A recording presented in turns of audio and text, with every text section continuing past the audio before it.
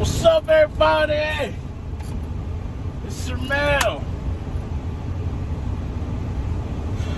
Coming to you from the Small Fry Show. On today's video, we're going to talk about, the other day made me think about something, man, when I was sitting in that accident for 4 hours. What happens when you run out of time? But before we get too deep in this thing, you already know what I need you to do. Make sure you like, comment, subscribe.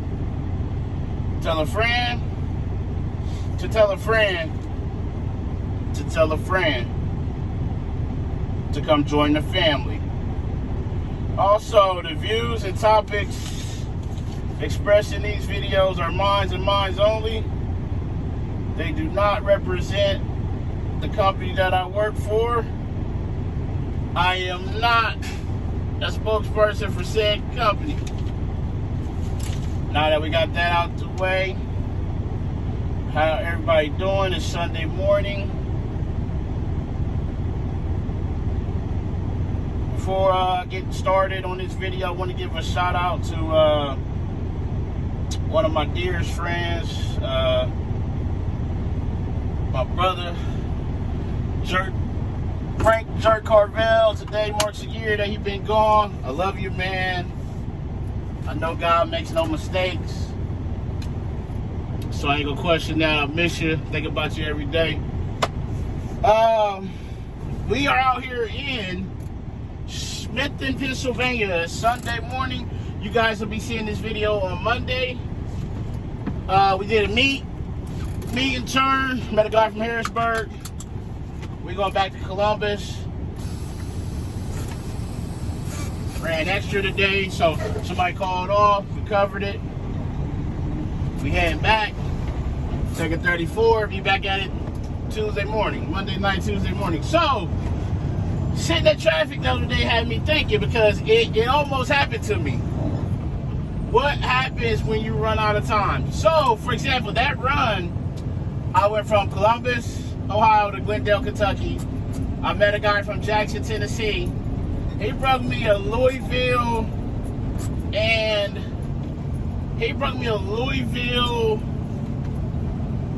a Dayton trailer. Louisville, Kentucky, Dayton, Ohio. So I went to Louisville, Kentucky, dropped their trailer off, got it empty, and then I was supposed to go to the Dayton, Ohio terminal, which is only like 70 miles west of Columbus. And I was supposed to drop that,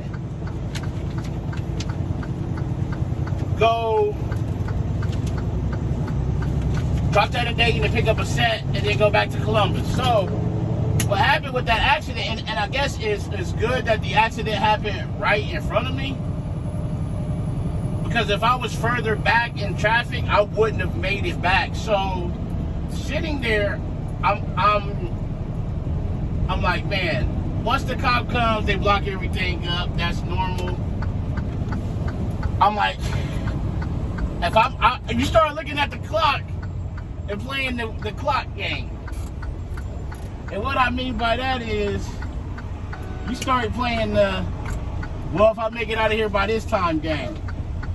This is the absolute latest, so I'm looking at how many miles I was from Dayton, which Dayton wasn't a big deal, because they could cover that easily. There's Dayton guys that come through Columbus, Indianapolis. Maybe they might go back with one of the empty guys going west. They can easily swing that into the Dayton terminal. That wasn't a big deal. So I'm like, okay, if push comes to shove, this the amount of time that I need to make it back to Columbus. So you start looking at the clock. The accident was right there. Y'all can see how close I was. So I walked up, talked to the officer. He like, yeah, it's gonna be at least a couple hours. We gotta get the tractor unhooked, unload part of the trailer, and then scoot it out the way before y'all can get through the people who are stuck, in the middle of between the accident and where it's closed at. So I'm like, man, so I called Central. I'm like, listen, I'm not going to make Dayton at all. I ain't making Dayton. I'm going to be doing good to make Cincinnati. So they was like, hey, you know what? We'll just route you to Cincinnati. You can bed down there for the night.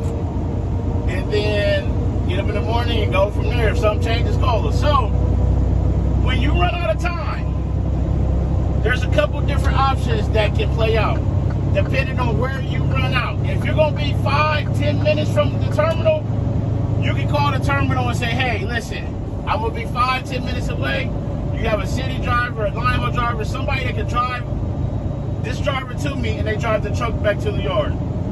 They may say yes, they may say no. If they say no, they may say, no, listen, you need to stop at this terminal. Drop trailers there, go to the hotel, come back in the morning.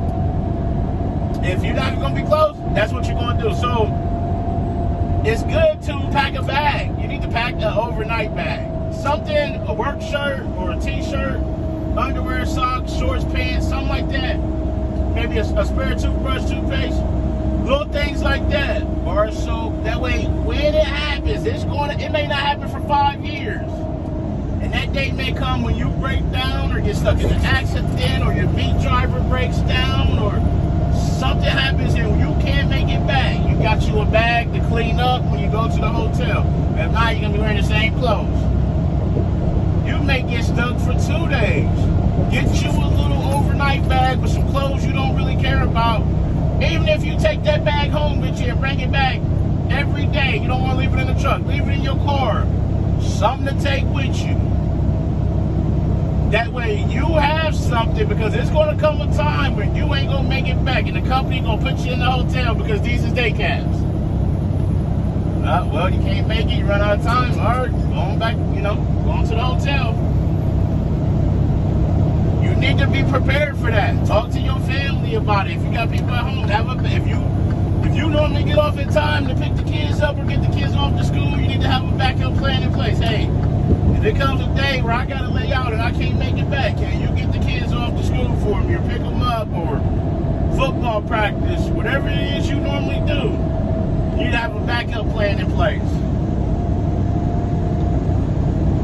We're getting almost into the winter months again. Get you some packs of tuna. Keep you a coat in the truck, gloves, bottled water, things like that in case you get stranded out somewhere, the roads get closed, and you're going to be there for a while. You got something to munch on or sip on. Keep you a plan in place, but it's going to come a time. It happened to me. I saw the video from the winter where I had to go to the hotel. Keep you a little bag in the truck. Keep you a wall charger for your cell phone that you can plug inside of a room. Just plug it in and charge it.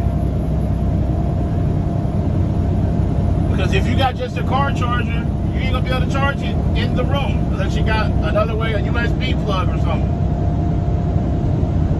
Keep these things handy and with you. It's better to have it and not need it than need it and not have it. So this is a quick video. That's what happens when you run out of time, though. You go into the hotel, or either they'll rescue you. If you're far off, you're going to stop at a terminal. If you can't get to a terminal, they'll find a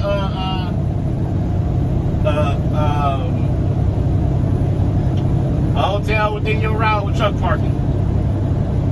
But you ain't going home if you run out of hours. Ain't nobody coming to rescue you. You're going to the hotel. So get you a plan in place. Keep you a bag packed. Keep you a dry pair of socks and just a little knick-knack stuff. Just enough to switch out and get freshened up to get you back home. Take a shower, get clean clothes on, get you a good night's rest, and that'll get you, get you back.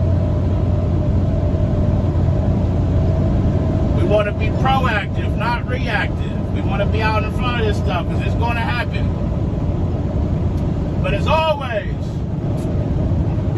make sure you ride till you pick up and your delivery on time and safely. Call your loved ones, tell them you love them. Love on somebody today. But most importantly, be the reason that somebody smiles today. The world needs it now more than ever. This is Ermel coming to you from the one and only Small Fry Show. And I'm out. Peace.